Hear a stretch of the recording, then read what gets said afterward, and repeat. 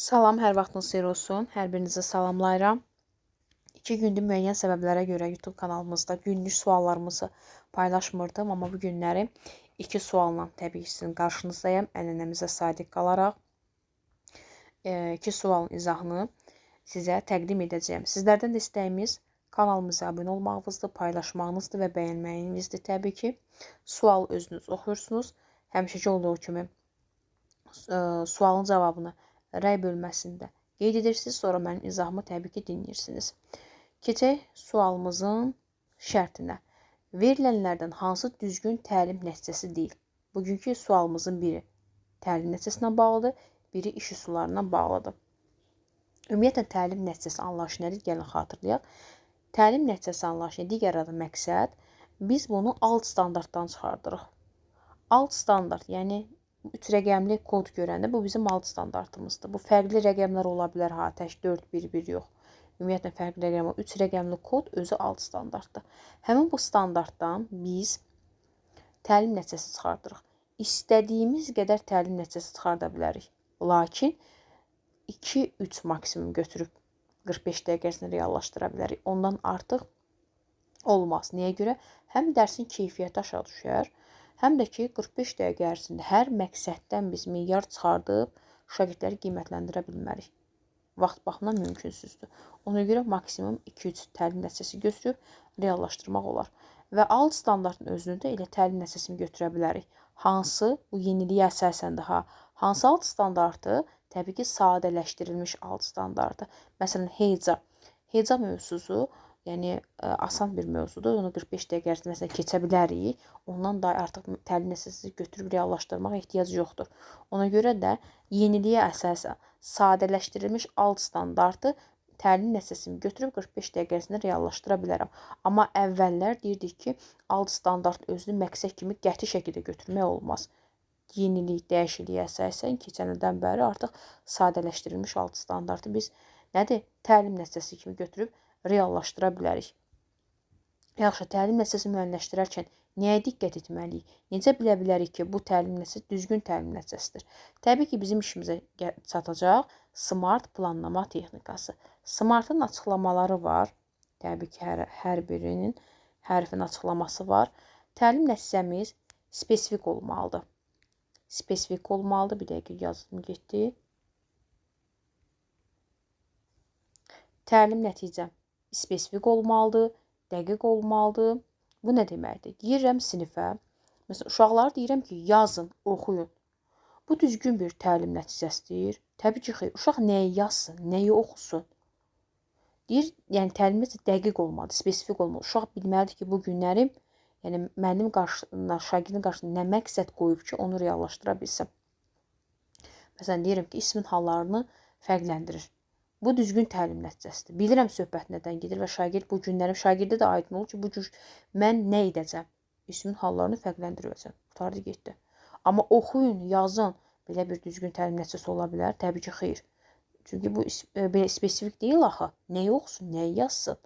Ona görə də təlim nəticəsini müəyyənləşdirərkən smart planlama texnikasının ilk hərfi olan S-ya diqqət etsək ki, onun açıqlaması oldu. Təlim nəticəmiz spesifik olmalıdır, dəqiq olmalıdır, başa düşülən olmalıdır. Yəqin ki, aydın oldu. M-nın açıqlaması nədir? Smartın M. M metrlə yazılsa, ölçülə bilən, qiymətləndirilə bilən olmalıdır. Təlim nəticəmi ilə qoymalıyam ki, həmin təlim nəticəmi qiymətləndirə bilim. Aydın oldu. Yəni, biri var ki, bir təlim nəticəsində 2-3 belə deyim, yanaşma orada özünü belə ehtiva etsin və qiymətləndirmə də bu mümkünsüz olacaqdır.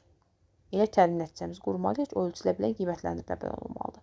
A-nın açıqlaması odur ki, təlim nəticəmiz nə asan, nə çətin olmalıdır. Asan olsa, şagird üçün maraqsız olacaq. Çətin olsa da, təbii ki, onun üçün də dediyimdə əlçatmaz olacaqdır. Ona görə təlim nəticəsini müəyyənləşdirərkən nə asan, nə çətin qoymalıyıq. Yəni, müəyyənləşdirməliyik. R isə real imkanları nəzərə almaq deməkdir. Yəni, təlim nəticəmdə qoyuram ki, misal çəkirəm bunu sadəcə. Xəritədə işğaldan azad olan torpaqlarımızı şagird, belə deyim də, göstərir, qruplaşdırır, fərqləndirir. Misal çəkirəm ha. Amma sinifdə xəritə yoxdur. Deməli, mən nədir? Real imkanları nəzərə almamışam təlim nəticəmdə. Elə olmalı deyil. Nə var? Yəni vəsaitə, resurslar, yəni nə varsa ona uyğun təlim nəticəsini müəyyənləşdirməliyəm. Axı xəritəm yoxdur mənim sinifdə. Necə təlim nəticəmə qoyuram ki, məsələn, xəritədə filan nüansı şagird fərqləndirir. Axı xəritə yoxdur. Ona görə də Smartın arasında təlim nəticəsini müəyyənləşdirərkən real imkanlar nəzərə alınmalıdır. T isə vaxt deməkdir. Time vaxt deməkdir. 45 dəqiqə ərzində qarşıma nə təlim nəticəsi qoymuşamsa, onu ölçməliyəm. Yəni qiymətləndirməliyəm. Bir də görürsən ki, 45 dəqiqə tamam olur. Tənəffüs də olur, bitir. Müəllim təlim nəticəsini gətirib çatmayıb. Şagird hələ qiymətləndirməyib. Rəy verməyib, əks əlaqə verməyib. Deməli, nədir? Müəllim nəyi pozmuş olur? Smartın T-sını, yəni time-ı, vaxtı pozmuş olur. 45 dəqiqə ərzində qarşıma nə məqsəd qoymuşamsa, həmin məqsədimə çatmaqdan ötürü təbii ki, fəaliyyətlərimi həyata keçirdib, şagirdləri qiymətləndirib, əks əlaqəmi verməliyəm. 45 dəqiqə ərzində bunu sonlandırmalıyam. Artıq tənəffüs də bitir, amma mən düzgün bu vaxtımdan istifadə edə bilməmişəm. Deməli, Smartın T-sını pozmuş oluram. Yəqin ki, bu aydın oldu. Qısa şəkildə izah verdim. Yəqin ki, xatırladınız. Və təlim nəticəmizi müəyyənləşdirərkən biz idraç taksonomiyasının dinamik feillərindən istifadə etməliyik. Dinamik feil deyəndə orada şagirdin fəaliyyətini əks etdirən feillər nəzərdə tutulur. Məsələn, baxın, fərqləndirir, qruplaşdırır, təsnif edir, həll edir, ondan sonra fərqləndirir dedim, səhv etmirəmsə, müəyyənləşdirir, tamamlayır və s. Burada şagirdin fəaliyyəti öz əksini tapır və dinamik feillərdir. Statik feillər olmaz. Nədir? Statik olmaz. Statik feillər hansılardır? Öyrədir, aşılayır, ondan sonra bilir, tanıyır. Mən nə bilim nəyi bilir? Mən nə bilim nəyi tanıyır? Öyrədir. Bunu kim öyrədir? Müəllim öyrədir. Olmaz, şagirdin fəaliyyəti olmalıdır. Baxın, statik feillər olmaz, dinamik feillər olmalıdır. O da şagirdin fəaliyyətini əks etdirən feillər dedik. Yəqin ki, aydın oldu. Və 45 dəqiqə ərzində maksimum 200 təlim nəticəsini götürüb reallaşdırmalıyıq. Və təlim nəticəsində şagirdin nəzərinə dərsin əvvəlində çatdırmalıyıq. Lövhədən yazmalı, şifahi şəkildə də deməliyik ki, şagird bilməlidir ki, 45 dəqiqə ərzində hansı bilik bacarığa sahib olacaq. Dərsin təlim nəticəsi anlayışı da nədir? 45 dəqiqə ərzində şagirdin sonunda əldə etməli olduğu bilik bacarıqların əvvəlcədən müəyyən olunmasıdır. Yəqin ki, aydın oldu. İstədim qısa şəkildə bir izah da verim. Təlim nəticəsindən bağlı. İndi gəlin sualımızın şərtinə baxaq. Düzgün təlim nəticəsi biri deyil, onu tapacağıq. İsmin hal şəkilləri müəyyənləşdirir. Kim müəyyənləşdirir? Şagird müəyyənləşdirir. Dinamik feildir, feildir. Deməli, nədir? Bu, düzgün təlim nəticəsidir. Bununla işim yoxdur. Çünki mənə deyir ki, düzgün təlim nəticəsi olmayanı tapçının. Yarımçıq mətni fakt və hadisələr əsasən tamamlayır. Tamamlayır. Olar. Burada çünki şagirdin fəaliyyəti var.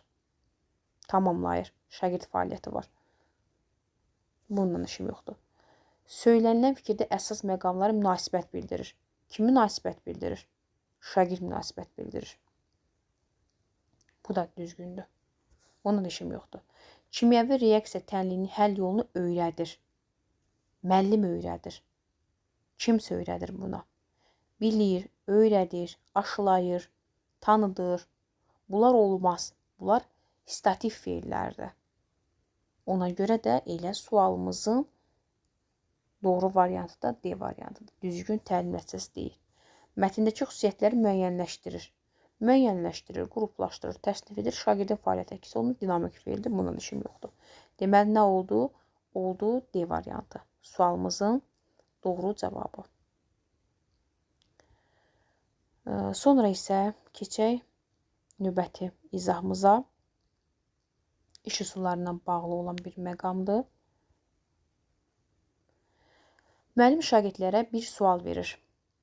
Xarici məşhur şəxslərin ölkəmizə gəlişi və onların sosial platformalarda ölkəmizdəki fəaliyyətlərini təbliğ etmələrinə münasibətsiz nədir və yaranan problemin həlli üçün nə təklif edərdiniz? Bütün şagirdlər çəkinmədən özlərinə inanaraq suallar düşündükləri cavab verirlər və müəllim bütün fikirləri qəbul etdikdən sonra şagirdlərlə birlikdə nəticəyə gəlir. Burada hansı təlim üsulundan istifadə olunmuşdur? Ümumiyyətlə, iş üsullarımız, iş formalarımız, digər adı təlim üsulları, təlim formalarını biz alt standartı əsasda müəyyənləşdiririk. Təbii ki, alt standartdan çıxartdığım məqsədi əsası gündəlik planımı qururam. Gündəlik planıma da istinad edirəm, strategiyamı müəyyənləşdirirəm. Strategiyada nə var idi? İş üsulu, iş formam, metodlarım, bunlar daxil idi. İndi isə burada müəllim nə deyir? Deyir ki, müəllim bir təklif irəli sürür, yaranan problemlə bağlı şagirdlər başlayırlar həmin belə deyim də fikirlərini səsləndirməyə və şagirdlər fikir səsləndirərkən heç kimdən çəkinmirlər. Yəni çəkinmədən özlərinə inanaraq suallar cavablandırırlar. Və daha sonra isə birlikdə nəticəyə gəlirlər. Hansı iş üsuluna aiddir? Bu, beyin həmləsi iş üsuluna aiddir. Niyə görə beyin həmləsi iş üsuluna aiddir? Beyin həmləsi iş üsulunda mühakimə yoxdur. Sən səhv dedin, sən düz dedin. Ona görə də hər kəsin fikri dinlənilir. Hər kəsin fikir dinlədiyinə görə və mühakimə olunmadığına görə şagirdlərin özünə inamı var. Şəxsi fikirlərini siniflə bölüşür. Özünə inamı var şagirdin və nə edirlər? Şəxsi fikirlərini səsləndirirlər. Bu nə olacaq? Beyin həmləsi işidir və sonunda nəticəyə gəlirlər. Səmərəli yolu seçirlər. Ona görə çox doğru var. D variantıdır beyin həmləsi. Venn diaqramında oxşar fərqli cəhətləri müəyyənləşdirmək var. Burada iki əsərin oxşar fərqli cəhətlərini müəyyənləşdirmə, müqayisə aparmaq var. Ona görə bu deyil. Sokrat dialoqundan cavabımızdan sual çıxarılır, fəaliyyət həyata keçirilir. Bir də bilirəm, istəyirəm, biləm, öyrəndim, bir cədvəldir. Müəllim dərsi hələ izah etməmişdən əvvəl mövzu ilə bağlı şagirdin ilkin biliyini yoxlamaqdan belə deyim də o mövzu ilə bağlı fikirlərini alır, bilirəm hissəsini qeyd edir. Şagirdlər sonra deyir ki, bu mövzudan bağlı nəyi bilmək istəyərdiniz? İstəyirəm, biləm hissəsinə şagirdlər suallarını yazır. Sonra müəllim mövzunu keçir. Mövzunu keçdikdən sonra, bitirdikdən sonra öyrəndiyim hissəsinə şagirdə sonda yeni mövzuna bağlı nə öyrəndin? Onu ora qeyd edirlər. Akvariumda da daxil və xarici qruplar var. Daxildə 4-5 nəfər seçilir, xaricilər daxildəkini diqqətlə dinləyir. Hətta yerləşmə prosesləri də ola bilir burada. Fasilitatorda təbii ki, müəllim də ola bilər, şagirdlər də ola bilər. Bu fəaliyyətin həyatına 15-20 dəqiqədə vaxt sərf olunur və ən əsasda yoldaş qiymətləndirməsi həyata keçirilir. Qutardı getdi. Ona görə də ixtisar edərək də tapa bilərsiniz təbii ki, iş üsullarını. Bir açar məqam orada gizlənir. Bax, burada özünə inam, düşündüklərini şagirdlər cavab verirlər. Çünki özünə inam varsa, mənim fikirlərimin mühakimə yoxdur demək.